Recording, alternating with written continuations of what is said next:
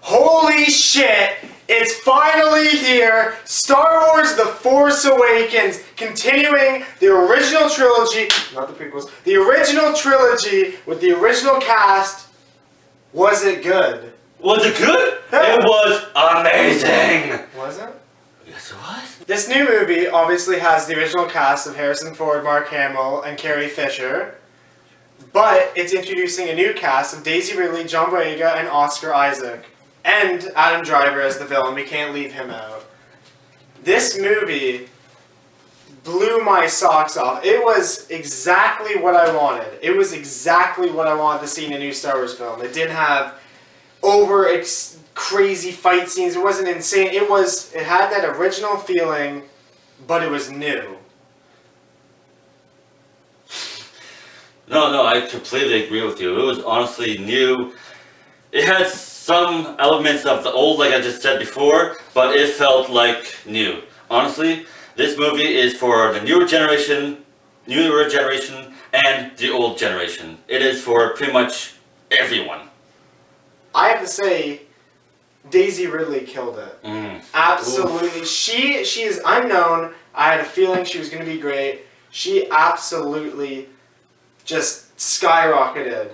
John Boyega, I love John Boyega. Ever since I've seen him in interviews and everything, he has that feeling that he really wanted to be in the movie, and you could tell. He enjoyed it, yeah. He loved it. Sure, half the movie he's going, but him and Daisy Ridley's connection is beautiful. It's incredible. And Oscar Isaac, even though he's not in the movie much, which I want to be more, and I'm sure hopefully we'll see more, he was incredible too. Like, he's probably the most known out of all of them lately, but before when they cast him he wasn't, but he was great.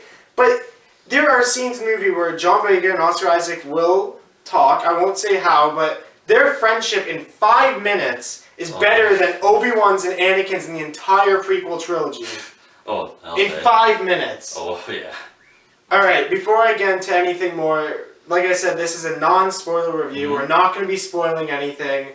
I want to talk about Adam Driver. Oh, let's do this. Talk about the villain. A character, a lot of people may be disappointed with him. I don't think they would, but some will think he's the big badass, he's the boss, he's the new Darth Vader, but he's not. He's a different character. Sure, he's obsessed with Darth Vader, but he's a different character. He's new. He's got flaws. He does stuff. You don't think, for this character, with Darth Vader, you think he's, like, overpowered and everything. He's, like, immortal. But with this character, nah. He's just, like, a freaking kid with a tantrum, sort of say.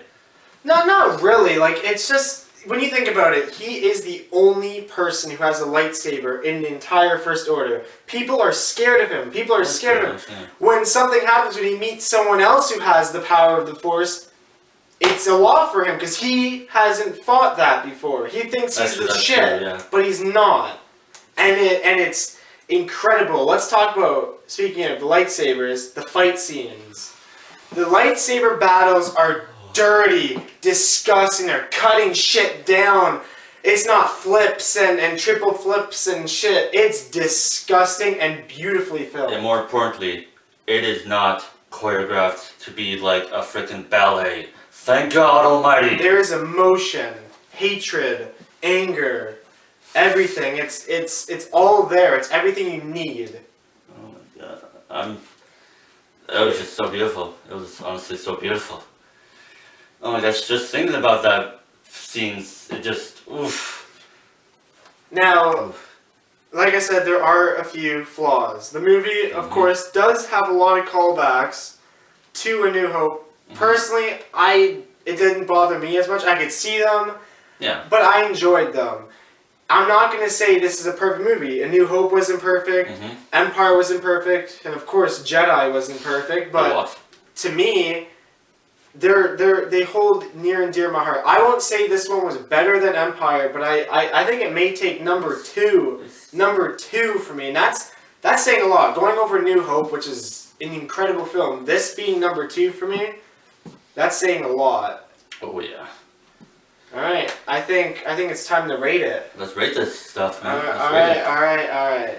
I know, like I said, I said it's got flaws. It's not perfect. I'm not trying to react and say how perfect it is. Some may not like it. Even people who really like the prequels may not even like it. They may like that style of filming. Yeah. But for me, because it hit that nostalgia for me, personally, I'm giving it a perfect. A 10 out of 10. For me, I loved it. I've seen it twice. I'm ready to see the 3rd, 4th, 5th, 6th, 7th, 8th, 9th, 10th time.